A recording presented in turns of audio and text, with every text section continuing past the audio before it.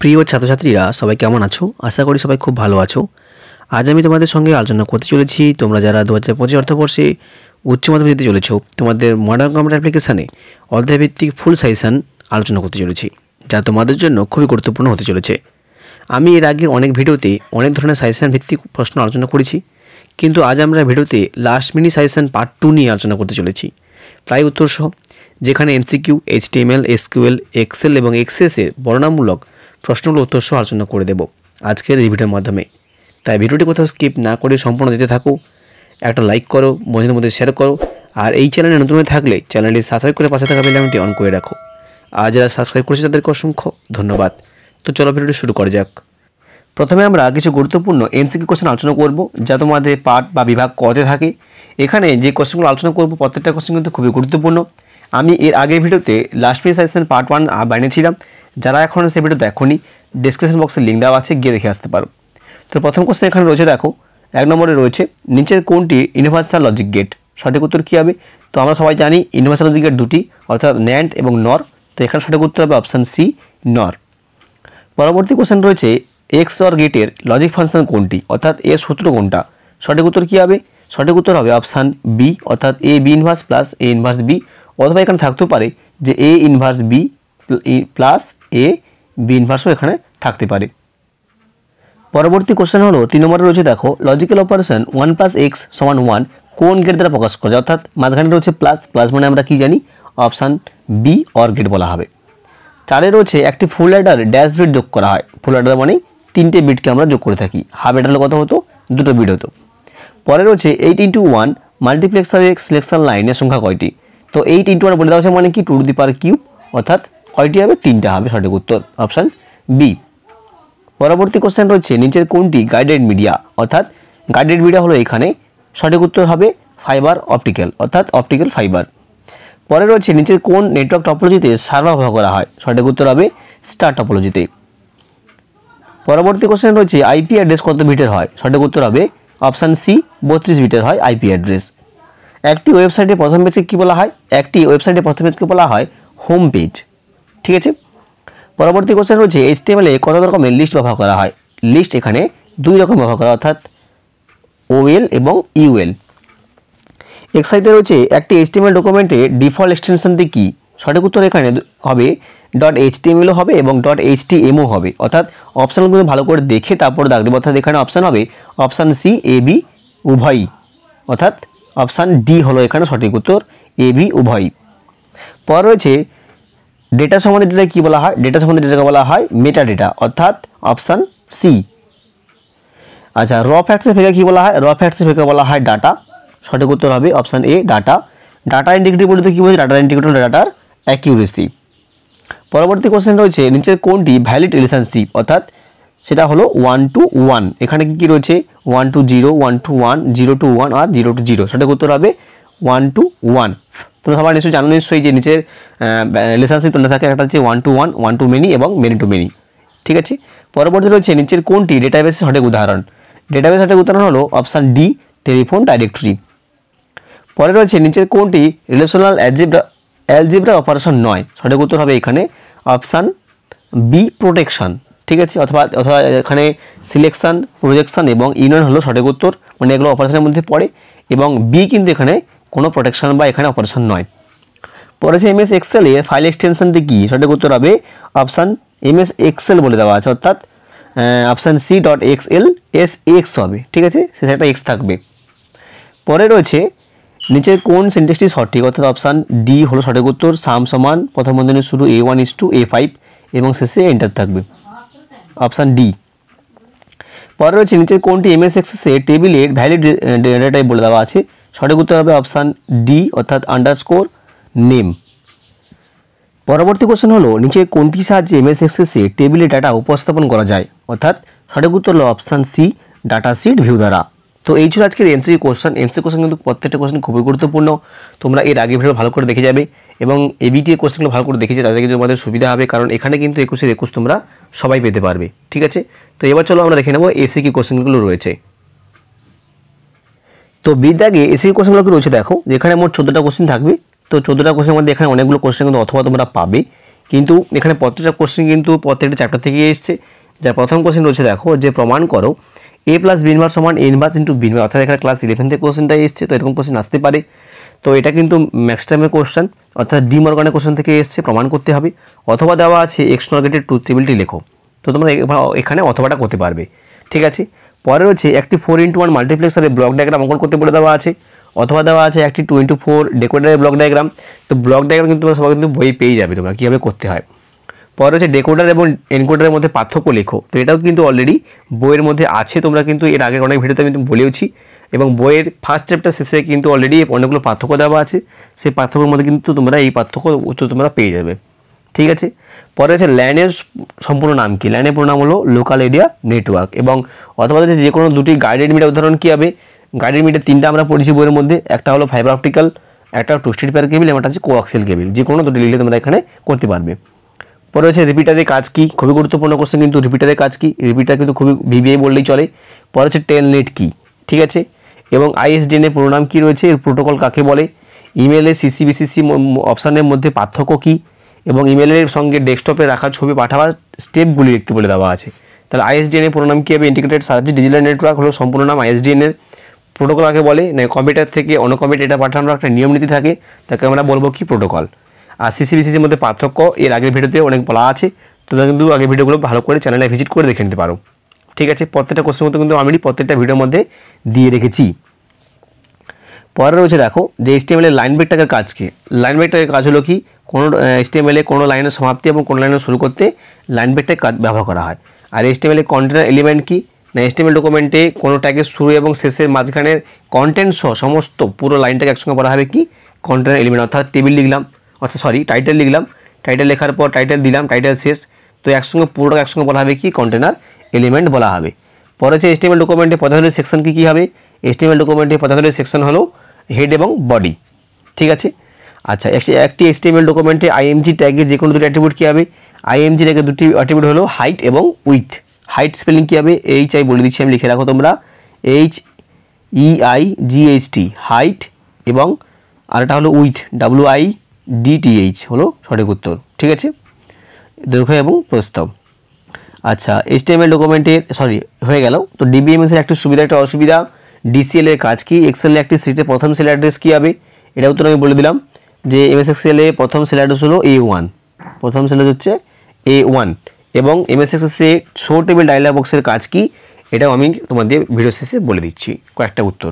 ঠিক আছে, তো এবার আমরা দেখে নেব ম্যাথামেটিক্স থেকে কী কোশ্চেনগুলো এখানে এসছে এবং HTML থেকে কী কোশ্চেনগুলো আসতে পারে। পরবর্তী বিভাগ গতে রয়েছে দেখো এখানে প্রথমত যে অঙ্ক থেকে যে কোশ্চেনগুলো আসবে, প্রথমে এখানে রয়েছে যে দুটি হাব অ্যাডার ব্যবহার করে একটি ফোল্ডার তৈরি করো। তো অ্যাডার কীভাবে করবে অলরেডি কিন্তু আমি ভিডিওতে দেখিয়ে দিয়েছি, তোমরা চ্যানেলে ভিজিট করে দেখতে পারো।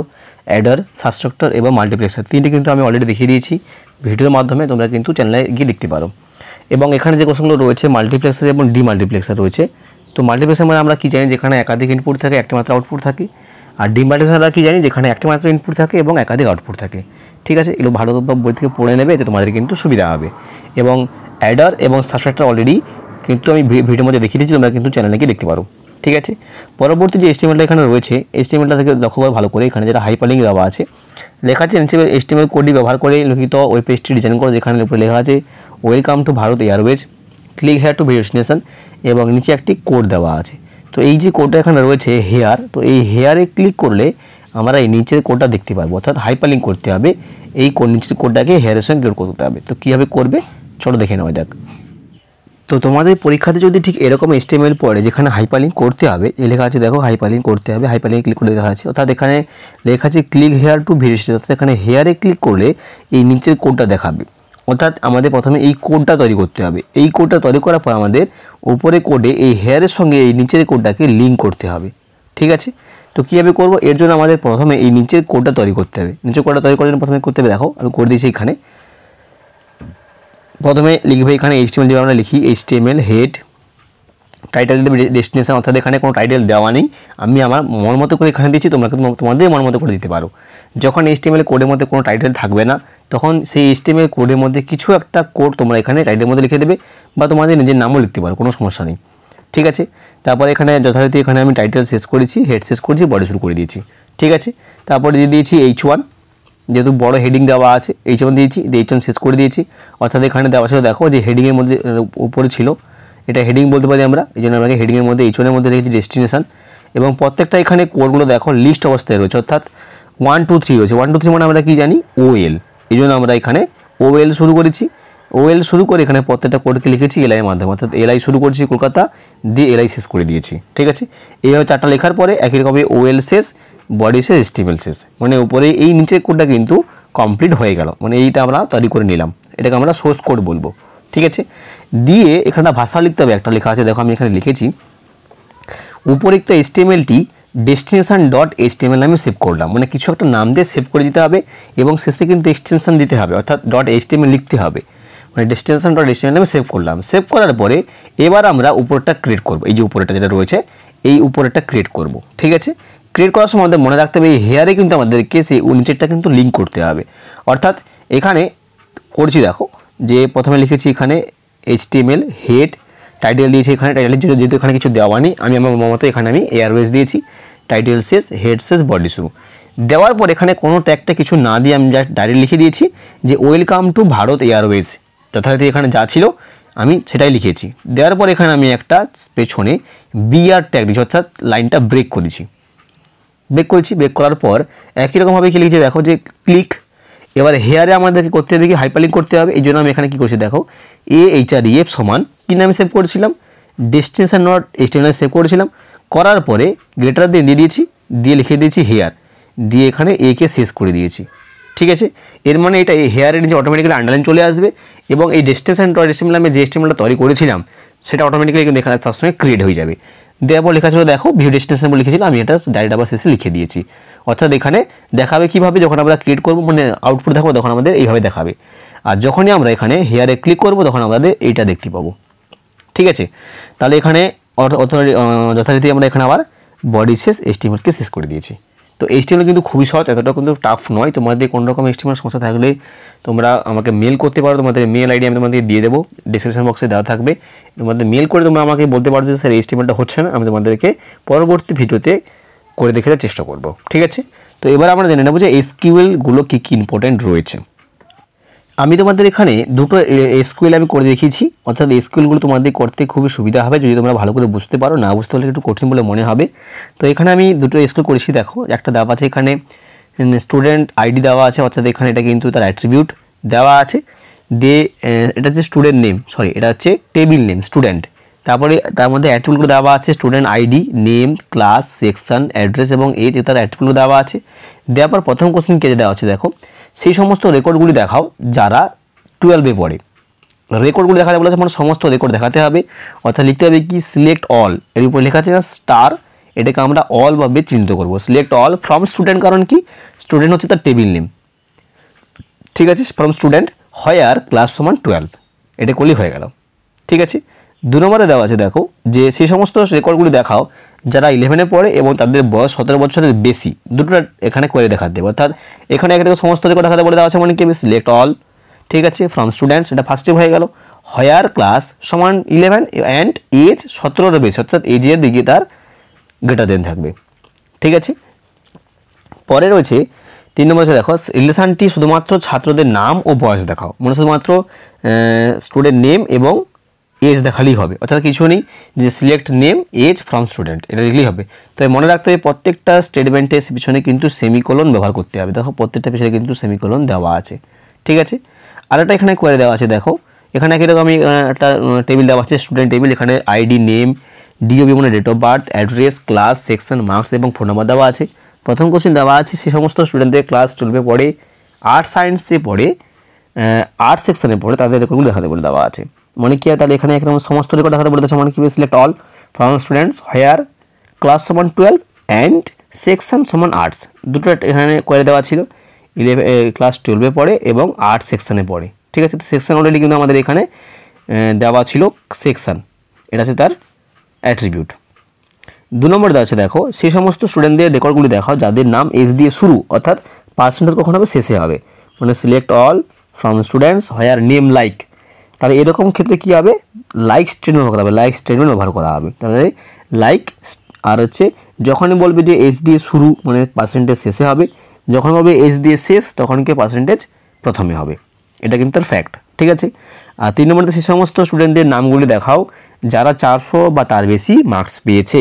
তাহলে কী হবে, সিলেক্ট নেম, তো বলেছে সে সমস্ত নামগুলি দেখাতে, নাম দেখাতে বলে দেওয়া হচ্ছে, মানে কী হবে, select name from students where marks greater than equal to 400 বেশি পেয়েছে, 400 বা তার বেশি মানে গ্রেটার দেন ইকুয়াল টু ব্যবহার করতে হবে। ঠিক আছে। এবার আমরা দেখে নেব যে এমএস এক্সেল এবং এক্সেস থেকে কী কী কোশ্চেনগুলো এখানে ইম্পর্টেন্ট রয়েছে। এমএস এক্সেল থেকে যে কোশ্চেনগুলো এসছে খুবই গুরুত্বপূর্ণ। প্রথম কোশ্চেন হলো এমএস এক্সেলে অটোফিলের কাজ কি, যেটা 2017 সালে পড়েছিল। ঠিক আছে, এখানে উত্তর সহ আমি দিয়ে রেখেছি, তোমরা কিন্তু ভালো করে পড়ে নেবে, খাতায় লিখে রাখতে পারো বা ফোন থেকে স্ক্রিনশট নিয়ে রাখতে পারো, কিন্তু এগুলো কিন্তু ভালো করে পড়বি কিন্তু। পরবর্তী কোশ্চেন হলো বিভিন্ন প্রকার সেল রেফারেন্সের বলিতে কী বোঝো, অর্থাৎ সেল রেফারেন্স বলিতে কী বোঝো, সেল রেফারেন্স কাকে বলে, বা সেল রেফারেন্স কয় প্রকার ও কী কী, এবং প্রত্যেকটি সেল রেফারেন্স কাকে বলে, উদাহরণ দাও। এবং এখান থেকে যে কোশ্চেনগুলো আসতে পারে যে আপেক্ষিক সেল রেফারেন্স অ্যাবসলিউট সেল রেফারেন্সের মধ্যে পার্থক্য, মোট 3টে এখানে মোট দেওয়া আছে। 3টের মধ্যে 3টা বলিতে কী বোঝো, কাকে বলে, এবং অথবা 3টের মধ্যে যে কোনো দুটো পার্থক্য আসবেই আসবে, একদম 100%। ঠিক আছে, ভালো কিন্তু পড়ে নেবে কোশ্চেনগুলো, এগুলো কিন্তু বইয়ে তোমাদের দেওয়া আছে। পরবর্তী কোশ্চেন হলো একটি সেলের টেক্সট এবং মেমো ডেটা টাইপের ডিফল্ট অ্যালাইনমেন্ট কী, অর্থাৎ টেক্সট কীভাবে থাকে এবং নাম্বারগুলো কী অবস্থায় রয়েছে। মানে একটা সেল রয়েছে, তাহলে এই সেলের মধ্যে ধরো এই সেলটা রয়েছে, এই সেলের মধ্যে যদি আমরা নাম্বার লিখি কোন ধাপ বরাবর থাকবে, এবং কোনো যদি টেক্সট লেখা হয় কোন ধাপ বরাবর থাকবে। তাহলে টেক্সট থাকবে কোথায়, লেফট অ্যালাইনমেন্ট, মানে টেক্সট যদি আমরা লিখি বাম দিক বরাবর থাকবে, এবং যদি আমরা নাম্বার লিখি ডান দিক বরাবর থাকবে। ঠিক আছে, এটা হচ্ছে তার ফ্যাক্ট। এছাড়াও আমি তোমাদের বলে রাখি এমএস এক্সেল থেকে যে কোশ্চেনগুলো খুবই গুরুত্বপূর্ণ তা হলো এমএস এক্সেল যতগুলো ফাংশন রয়েছে সমস্ত ফাংশনের সিনট্যাক্স সহ কাজ করতে ভালো করে পড়ে নেবে, এবং কোনটা কী ধরনের ফাংশন, ম্যাথমেটিক্যাল, স্ট্যাটিস্টিক্যাল, লজিক্যাল, কোনটা কী ধরনের ফাংশন সেটা কিন্তু ভালো করে তোমরা দেখে নেবে, সেটা কিন্তু খুবই গুরুত্বপূর্ণ রয়েছে। ঠিক আছে, এটা কিন্তু একটা দাগ হয়ে থাকে, অর্থাৎ সাম, কাউন্ট, রাউন্ড, এই সমস্ত ফাংশনের সিনট্যাক্স সহ কাজ লেখো এবং উদাহরণ দাও। তো এইসব কোশ্চেন কিন্তু পড়ে থাকে, এটা কিন্তু ভালো করে তোমরা পড়ে নেবে। তো এবার আমরা জেনে নেব এক্সেস থেকে কী কী কোশ্চেনগুলো আসতে পারে। এমএস এক্সেসের প্রথম কোশ্চেন হলো ডাটা শিট ভিউ এবং ডিজাইন ভিউর মধ্যে পার্থক্য। এটা কিন্তু অলরেডি পড়েছে, 2018-তে পড়েছি এবং 2020 সালে পড়েছিল। এই কোশ্চেনটা খুবই গুরুত্বপূর্ণ রয়েছে, এখানে উত্তর দেওয়া আছে, তোমরা দেখে নেবো, দুটো দেওয়া আছে, 3টে দেওয়া আছে, এখানে উপরে দেওয়া আছে, দেখো ডাটা শিট ভিউ এবং ডিজাইন ভিউর মধ্যে পার্থক্য, উইজার্ড বলিতে কী বোঝো। ঠিক আছে, ফর্মের প্রয়োজনীয়তা কী। তো এই পেজটার মধ্যে কিন্তু অনেকগুলো কোশ্চেন রয়েছে, তোমরা দেখতে পাচ্ছ, প্রত্যেকটা কোশ্চেন ভালো করে পড়ে নেবে। ক্রাইটেরিয়া ফিল্ড প্রপার্টিজের ভূমিকা কী, ভূমিকা কী। ঠিক আছে, এটা খুবই ইম্পর্টেন্ট। এমএস এক্সেসে কোয়ারি ব্যবহার লেখো, ডাটা টাইপের প্রয়োজনীয়তা কী, অনেকগুলো কোশ্চেন এখানে রয়েছে। সমস্ত কোশ্চেনগুলো ভালো করে তোমরা স্ক্রিনশট নিয়ে নিতে পারো বা ভালো করে খাতায় তুলে নিয়ে পড়ে নেবে। এছাড়াও এক্সেস থেকে যে পাঠ্যগুলো পড়তে পারে, যার 1 নম্বরে রয়েছে, দেখো এখানে রয়েছে টেক্সট এবং মেমোর মধ্যে পার্থক্য, রিপোর্ট এবং ফর্মের মধ্যে পার্থক্য, আচ্ছা ডাটা ইনসারশন এবং ডাটা আপডেটেশনের মধ্যে পার্থক্য। ঠিক আছে, এবং আরেকটা রয়েছে সিলেক্ট কোয়ারি এবং ক্রস টাইপ কোয়ারির মধ্যে পার্থক্য। তো এই কোশ্চেনগুলো কিন্তু এই যে পার্থক্যগুলো রয়েছে, এই পার্থক্যগুলোর মধ্যে সবচেয়ে বেশি ইম্পর্টেন্ট হচ্ছে select query, cross type query, form এবং রিপোর্ট এবং টেক্সট মেমো, আর আগে বললাম ডাটা শিট ভিউ আর ডিজাইন ভিউর মধ্যে পার্থক্য। ঠিক আছে, এছাড়াও রয়েছে টেবিলে ডাটা রেকর্ড কীভাবে সংযোজন করবে, রেকর্ড কীভাবে ডেটা সংশোধন করবে, মানে আপডেট কীভাবে করবে, এবং রেকর্ড কীভাবে বাতিল করবে, অর্থাৎ ডিলিট কীভাবে করবে। তো এখানে 3টে কোশ্চেন দিয়েছি আমি। এক্সেসের রেকর্ড, ডেটাশিটে রেকর্ড সংযোজন, ডাটা আপডেটেশন মানে সংশোধন, এবং ডিলিট বা মুছে কীভাবে ফেলবে, তা এখানে তার উত্তরগুলো এখানে দেওয়া আছে। এবং এর মধ্যে রয়েছে এমএস এক্সেসে লকআপ উইজার্ডের কাজ কি, 2016 সালে পড়েছিল, এবং কোর্স ফিজ নামে একটি ফিল্ড কীভাবে 500 ডিফল্ট ভ্যালু রাখা যাবে, এটা এর আগে পেজে আমি বলেছিলাম। একটি ফর্মের ডেট এবং টাইম যোগ করার ধাপগুলি লেখো। ঠিক আছে, এছাড়াও এর মধ্যে যে কোশ্চেনগুলো রয়েছে নাল ভ্যালু কী, সবচেয়ে গুরুত্বপূর্ণ একটা অংশ, নাল ভ্যালু কাকে বলা হয়, মানে কোনো ফিল্ডে ব্যবহৃত ব্ল্যাঙ্ক বা মিসিং ভ্যালুকে নাল ভ্যালু বলা হয়। কোনো ফিল্ডে শূন্য কিন্তু নাল ভ্যালু নয়, শূন্য থাকলে কিন্তু নাল ভ্যালু হবে না, ফিল্ড ফাঁকা থাকলে তখনই তাকে নাল ভ্যালু বলা হবে। ফর্মের বিভিন্ন অংশগুলির নাম লেখো, ফর্মের অনেকগুলো অংশ রয়েছে, যেমন ফর্ম, হেডার, ফর্ম ফুটার, পেজ ফেডার এবং পেজ ফুটার এবং ডিটেল, এগুলো হচ্ছে তার ফর্মের প্রয়োজনীয়তা। তো এই ছিল আজকের আপডেট। তো এখানে কিন্তু অনেক কোশ্চেন খুবই গুরুত্বপূর্ণ, প্রত্যেকটা কোশ্চেনই কিন্তু ভালো করে তোমরা পড়ে নেবে তোমাদের পরীক্ষার জন্য। এমএস এক্সেল এবং এক্সেস থেকে কিন্তু কোশ্চেনগুলো বেশি গুরুত্বপূর্ণ, তাই এগুলো কোশ্চেন ভালো করে বললাম। এবং এর পরের ভিডিওতে আমি হয় HTML নাহলে অঙ্ক কিছু একটা নিয়ে মোট আসবো, যা তোমাদের জন্য খুবই গুরুত্বপূর্ণ হবে। ঠিক আছে, এবং প্রত্যেকটা ভিডিওতে এমসিকিউ এবং এসি কোশ্চেনগুলো ভালো করে কিন্তু দেখে রাখবে, যেগুলো কিন্তু ভালো করে পড়ে নেবে, কারণ এমসি কোশ্চেন পড়ার কিছু নেই, কিন্তু এসিকিউ থেকে কিন্তু কোশ্চেন ভালো করে পড়ে নেবে। তো এই ছিল আজকের আপডেট। তো তোমরা নিশ্চয়ই বুঝতে পেরেছো। ভালো থাকবে, দেখাচ্ছে পরবর্তী ভিডিওতে।